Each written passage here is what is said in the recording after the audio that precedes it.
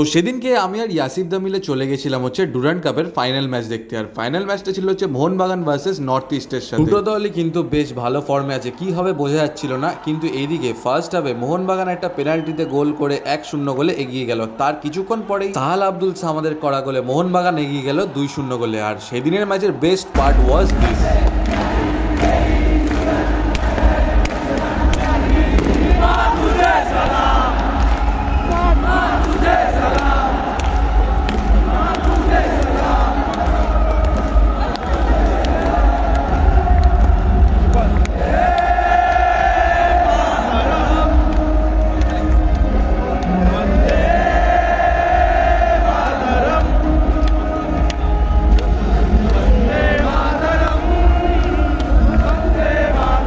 কিন্তু দুঃখের বিষয় এটাই হলো যে সেদিনকের ম্যাচটা নর্থ ইস্ট জিতে গেল পরপর দুটো গোল করে আর পেনাল্টি জেতার পর। কি আর করা যাবে।